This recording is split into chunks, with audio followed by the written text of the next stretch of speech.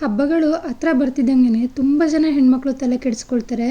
ಯಾರಪ್ಪ ಈ ಒಬ್ಬಟ್ಟು ತಟ್ತಾರೆ, ರಿಸ್ಕ್ ಆಗತ್ತೆ ಅಂತ.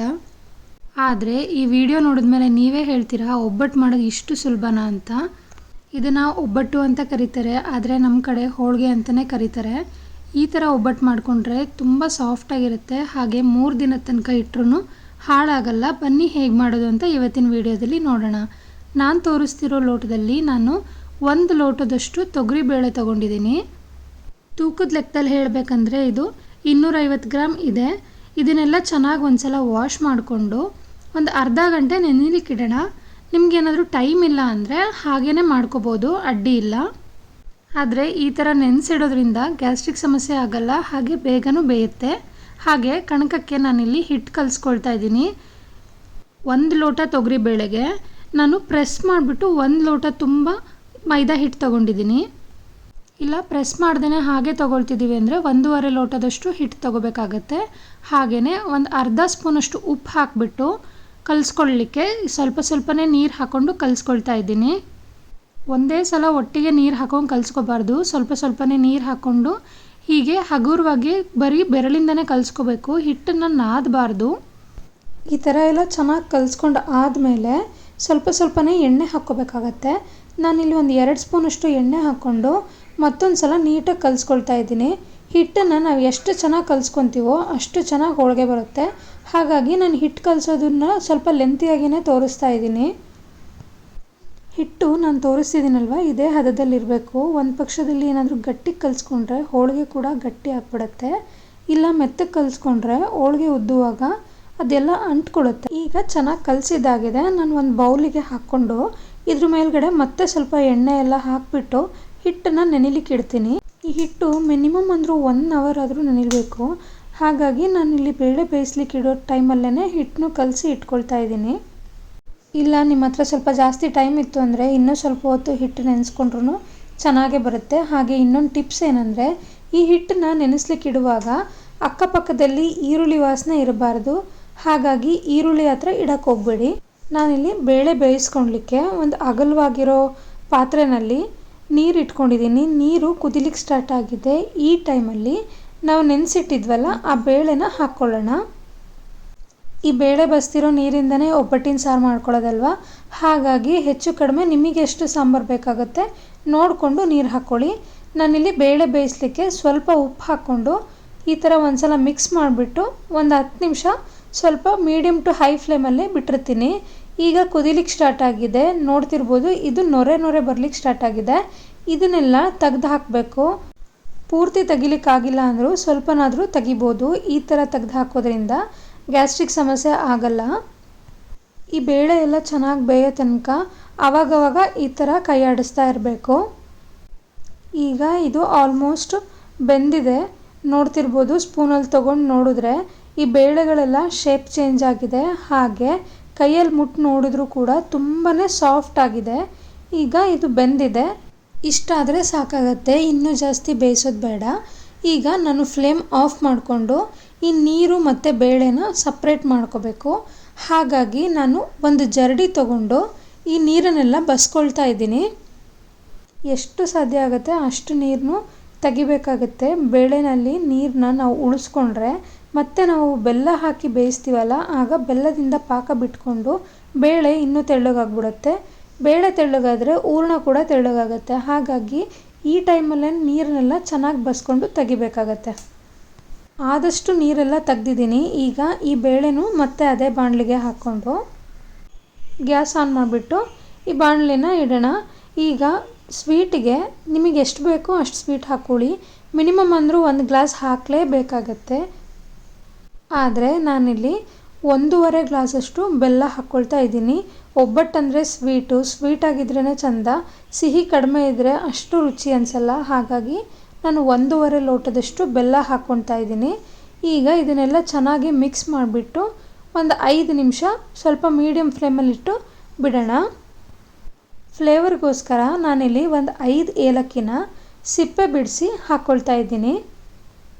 ನಾನಿಲ್ಲಿ ಪುಡಿ ಬೆಲ್ಲ ತೊಗೊಂಡಿರೋದ್ರಿಂದ ಇದು ಸ್ವಲ್ಪ ಬೇಗನೆ ಕರಗುತ್ತೆ, ಹಾಗೆ ಬೇಗನೂ ಆಗುತ್ತೆ. ಉಂಡೆ ಥರ ಹಾಕಿದ್ರೆ ಸ್ವಲ್ಪ ಟೈಮ್ ತೊಗೊಳುತ್ತೆ. ಹಾಗಾಗಿ ನಾನು ಬೆಲ್ಲನ ತುರಿದು ಹಾಕ್ಕೊಂಡಿದ್ದೀನಿ. ಒಂದು 5ರಿಂದ 10 ನಿಮಿಷ ಇದನ್ನು ಚೆನ್ನಾಗಿ ಕುದಿಸ್ಕೊಳ್ಳೋಣ. ಆಗ ಬೆಲ್ಲ ಚೆನ್ನಾಗಿ ಪಾಕ ಬಿಟ್ಕೊಳ್ಳುತ್ತೆ, ಬೇಳೆನೂ ಕೂಡ ಇನ್ನೂ ಸ್ವಲ್ಪ ಬೇಯ್ಕೊಳ್ಳುತ್ತೆ. ಈಗ ನೋಡ್ತಿರ್ಬೋದು, ಇದನ್ನು ನೋಡಿದ್ರೆ ಒಳ್ಳೆ ಪಾಯಸ ಥರ ಆಗಿದೆ, ಇಷ್ಟು ತೆಳ್ಳಗಾಗಿದೆ ಅಲ್ವಾ ಅಂತ ಅನ್ನಿಸ್ತಿರ್ಬೋದು. ಹಾಗಾಗಲ್ಲ. ಒಂದು 10 ನಿಮಿಷ ಇದನ್ನು ಮುಚ್ಚಿಟ್ರೆ ಮತ್ತೆ ಇದು ಗಟ್ಟಿ ಆಗುತ್ತೆ.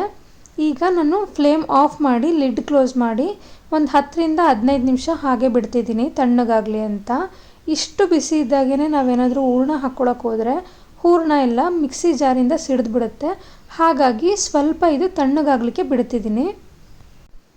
ಈಗ ಇದು ಒಂದು ಸ್ವಲ್ಪ ತಣ್ಣಗಾಗಿದೆ ಅಷ್ಟೇ, ಪೂರ್ತಿಯಾಗೇನು ತಣ್ಣಗಾಗಿಲ್ಲ. ಇವಾಗೇ ನಾನು ಮಿಕ್ಸಿಗೆ ಹಾಕ್ಕೊಳ್ತಾ ಇದ್ದೀನಿ.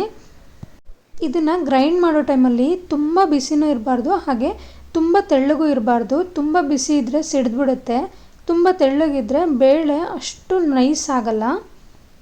ಈಗ ಹೂರಣ ಎಲ್ಲ ರೆಡಿಯಾಗಿದೆ. ಇದು ತುಂಬ ಬಿಸಿ ಇದೆ ಅಲ್ವಾ, ಹಾಗಾಗಿ ನಾನು ಸ್ಪ್ರೆಡ್ ಮಾಡಿಕೊಂಡು ಒಂದು ಲಿಡ್ನ ಕ್ಲೋಸ್ ಮಾಡಿ ಸ್ವಲ್ಪ ತಣ್ಣಗಾಗ್ಲಿಕ್ಕೆ ಬಿಡ್ತಿದ್ದೀನಿ. ಈಗ ಹೋಳಿಗೆ ಉತ್ಕೊಳ್ಳೋಕ್ಕೆ ಇಂಪಾರ್ಟೆಂಟ್ ಸ್ಟೆಪ್ ಅಂದರೆ ಒಂದು ಮಣೆ ತೊಗೊಂಡು ಅದ್ರ ಮೇಲ್ಗಡೆ ಒಂದು ನ್ಯೂಸ್ ಪೇಪರ್ ಹಾಕ್ಕೊಳ್ತಾ ಇದ್ದೀನಿ.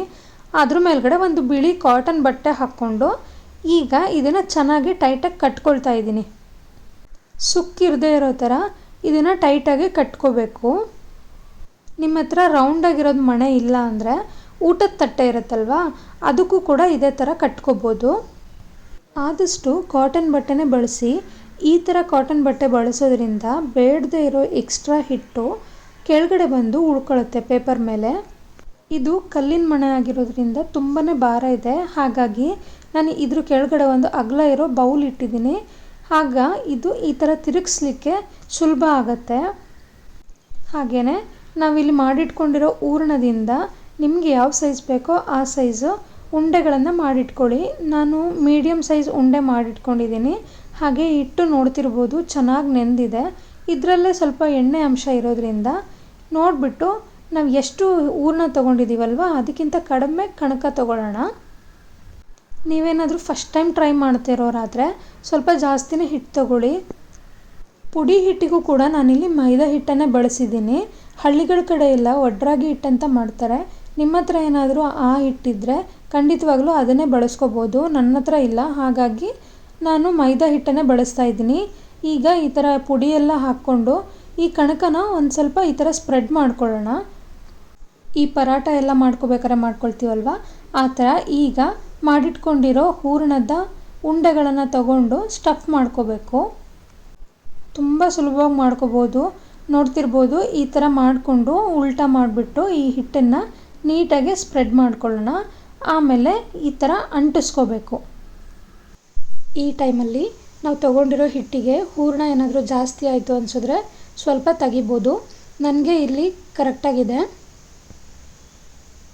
ಈ ಥರ ಎಲ್ಲ ಚೆನ್ನಾಗಿ ಅಂಟಿಸ್ಕೊಂಡಿದ್ದಾದ ನಂತರ ಪುಡಿ ಹಿಟ್ಟು ತಗೊಂಡು ಈ ಉಂಡೆನ ಒಂದ್ಸಲ ರೋಲ್ ಮಾಡಿಕೊಂಡ್ರೆ ಕಣಕ ಸಾಫ್ಟಾಗಿರೋದ್ರಿಂದ ಹೂರಣ ಈವನ್ನಾಗಿ ಸ್ಪ್ರೆಡ್ ಆಗುತ್ತೆ. ಹೋಳಿಗೆ ಮಾಡಿದಾಗೂ ಅಷ್ಟೇ, ಒಂದು ಕಡೆ ಹಿಟ್ಟು ಒಂದು ಕಡೆ ಹೂರಣ ಈ ಥರ ಆಗೋದಿಲ್ಲ. ಈ ಥರ 3-4 ಉಂಡೆಗಳನ್ನು ಒಂದೇ ಸಲ ಮಾಡಿಟ್ಕೊಂಡ್ರೆ ಸುಲಭ ಆಗುತ್ತೆ. ಈಗ ಸ್ವಲ್ಪ ಹಿಟ್ಟು ಹಾಕ್ಕೊಂಡು ನಾವು ಪರಾಟ ಎಲ್ಲ ಹೇಗೆ ಲಟ್ಟಿಸ್ತೀವಲ್ವ ಅದೇ ಥರ ಲಟ್ಟಿಸೋದು. ನಮ್ಮ ಮನೆಯಲ್ಲಿ ಸಾಮಾನ್ಯವಾಗಿ ಇದೇ ಥರದ ಹೋಳಿಗೆನೇ ಮಾಡೋದು. ಎಣ್ಣೆಯಿಂದ ತಟ್ಟಿ ಮಾಡೋ ಹೋಳಿಗೆ ತುಂಬ ಕಡಿಮೆ. ಹೋಳಿಗೆ ಲಟ್ಟಿಸ್ಬೇಕಾದ್ರೂ ಕೂಡ ತುಂಬಾ ಹಗುರವಾಗಿ ಲಟ್ಟಿಸ್ಬೇಕಾಗತ್ತೆ. ಯಾಕಂದರೆ ಈ ಕಣಕ ಆಗಲಿ ಹೂರಣ ಆಗಲಿ ತುಂಬಾ ಸಾಫ್ಟ್ ಇರುತ್ತಲ್ವ, ಕಿತ್ತೋಗೋ ಚಾನ್ಸಸ್ ಇರುತ್ತೆ. ಹಾಗಾಗಬಾರ್ದು ಅಂತ ಈ ಥರ ಸೂಕ್ಷ್ಮವಾಗಿ ಲಟ್ಟಿಸ್ಕೋಬೇಕು. ನೀವು ನೋಡ್ತಿರ್ಬೋದು, ನಾನು ಈ ಹೋಳಿಗೆನ ತಿರುಗಿಸ್ತಾ ಇಲ್ಲ, ಮಣೆನೇ ತಿರುಗಿಸ್ಕೊಂಡು ಲಟ್ಟಿಸ್ತಾ ಇದ್ದೀನಿ. ಈ ಥರ ಲಟ್ಟಿಸುವಾಗನೇ ಗೊತ್ತಾಗ್ತಿದೆ ನೋಡಿ ಹೂರಣ ಎಲ್ಲ ಎಷ್ಟು ಚೆನ್ನಾಗಿ ಎಲ್ಲ ಕಡೆ ಸ್ಪ್ರೆಡ್ ಆಗಿದೆ ಅಂತ. ಹಾಗೆ ನಮಗೆ ಎಷ್ಟು ತೆಳ್ಳಗೆ ಬೇಕೋ ಅಷ್ಟು ತೆಳ್ಳಗೆ ಲಟ್ಟಿಸ್ಕೋಬೋದು. ಈ ಥರ ಹೋಳಿಗೆ ಮಾಡ್ಕೊಳ್ಲಿಕ್ಕೆ ಇನ್ನೊಬ್ಬರು ಸಹಾಯ ಬೇಡವೇ ಬೇಡ, ಒಬ್ಬರೇ ಆರಾಮವಾಗಿ ಮಾಡ್ಕೋಬೋದು. ನೋಡ್ತಿರ್ಬೋದು ಎಷ್ಟು ಸುಲಭವಾಗಿ ಬಂತು ಅಂತ. ಹಾಗೆ ಈ ಮಣೆ ನೋಡಿ, ಮಣೆ ಮೇಲೂ ಕೂಡ ಸ್ವಲ್ಪನೂ ಅಂಟಿಲ್ಲ. ನಾನು ಈಗಾಗಲೇ ಹಂಚು ಕಾಯೋಕ್ಕಿಟ್ಟಿದ್ದೆ, ಹಂಚು ಚೆನ್ನಾಗಿ ಕಾದಿದೆ. ಈ ಟೈಮಲ್ಲಿ ಈ ಹೋಳಿಗೆನ ಹಾಕ್ಕೊಳ್ಳೋಣ. ನಾವು ಇದನ್ನು ಲಟ್ಟಿಸಿರೋದ್ರಿಂದ ಬೆರಳು ಗುರುತು ಕೂಡ ಏನೂ ಬರಲ್ಲ. ನೋಡಿ ಬಲೂನ್ ಥರ ಉಬ್ಬಿ ಬರ್ತಾ ಇದೆ. ಇಷ್ಟ ಇದ್ದರೆ ಎರಡೂ ಕಡೆನೂ ಎಣ್ಣೆ ಹಾಕಿ ಬೇಯಿಸ್ಕೋಬೋದು. ಬೇಡ ಅಂದರೆ ಒಂದು ಕಡೆ ಹಾಕ್ಕೊಂಡ್ರೂ ಸಾಕು, ಚೆನ್ನಾಗಾಗಿರುತ್ತೆ. ನೋಡ್ತಿರ್ಬೋದು ಎಷ್ಟು ಚೆನ್ನಾಗಿ ಆಗ್ತಾ ಇದೆ ಹೋಳಿಗೆ ಅಂತ. ನಿಮ್ಮ ಹತ್ರ ಏನಾದರೂ ಕಬ್ಬಿಣದ ಹಂಚಿದ್ರೆ ಆ ಹಂಚನ್ನೇ ಬಳಸ್ಕೊಳ್ರಿ. ಅದರಲ್ಲಿ ತುಂಬ ಚೆನ್ನಾಗಿ ಕಲರ್ ಬರುತ್ತೆ. ನೋಡಿದ್ರಲ್ಲ ಎಷ್ಟು ಸುಲಭವಾಗಿ ಇಷ್ಟು ಚೆನ್ನಾಗಿರೋ ಹೋಳಿಗೆ ಬಂತು. ಇದೇ ಥರ ಎಲ್ಲ ಹೋಳಿಗೆನೂ ಮಾಡ್ಕೊಳ್ಳೋದು. ಆರಾಮವಾಗಿ ಒಬ್ಬರೇ ಮಾಡ್ಕೋಬೋದು. ಹೋಳಿಗೆ ಈ ಥರ ಸಾಫ್ಟಾಗಿ ಬರಬೇಕು ಅಂದರೆ ಕಣಕ ಕಲಿಸೋದು ತುಂಬ ಇಂಪಾರ್ಟೆಂಟು. ಕಣಕ ಯಾವ ಹದದಲ್ಲಿರುತ್ತೋ ಹೂರಣನೂ ಕೂಡ ಅದೇ ಹದದಲ್ಲಿರಬೇಕು. ನಾನು ತೋರಿಸಿರೋ ಮೆಷರ್ಮೆಂಟಲ್ಲಿ ಇದೇ ಮೆಥಡಲ್ಲಿ ನೀವು ಕೂಡ ಮನೆಯಲ್ಲಿ ಒಂದ್ಸಲ ಟ್ರೈ ಮಾಡಿ. ಒಂದು ಹೋಳಿಗೆ ಕೂಡ ಕಿತ್ತೋಗಲ್ಲ, ಅಷ್ಟು ಚೆನ್ನಾಗಿ ಬರುತ್ತೆ. ಹಾಗೆ ಅಷ್ಟೇ ಸಾಫ್ಟಾಗಿರುತ್ತೆ. ನೀವು 2 ದಿನ ಇಟ್ಟು ತಿಂದರೂ ಕೂಡ ಅಷ್ಟೇ ಸಾಫ್ಟಾಗಿರುತ್ತೆ. ಹೋಳಿಗೆ ಜೊತೆಗೆ ತುಪ್ಪ ಹಾಕ್ಕೊಂಡು ತಿನ್ನೋದು ಯಾವಾಗಲೂ ಇದ್ದಿದ್ದೇನೆ. ಆದರೆ ಸೀಸನ್ ಇದ್ದಾಗ ಮಾವಿನ ಹಣ್ಣಿನ ಸೀಕರಣೆ ಮಾಡಿಕೊಂಡು ಹೋಳಿಗೆ ಜೊತೆ ತಿಂತಿದ್ರೆ ತುಂಬ ಚೆನ್ನಾಗಿರುತ್ತೆ. ರೆಸಿಪಿ ಹೇಗನ್ನಿಸ್ತು ಅಂತ ಕಮೆಂಟ್ ಮಾಡಿ. ಹಾಗೆ ನಿಮಗೇನಾದರೂ ಈ ರೆಸಿಪಿ ಇಷ್ಟ ಆಗಿದ್ದಲ್ಲಿ ಪ್ಲೀಸ್ ಒಂದು ಲೈಕ್ ಮಾಡಿ. ಮತ್ತೆ ಸಿಗ್ತೀನಿ ಮುಂದಿನ ವಿಡಿಯೋದಲ್ಲಿ ಇನ್ನೊಂದು ಹೊಸ ರೆಸಿಪಿ ಜೊತೆ. Thank you for watching this video.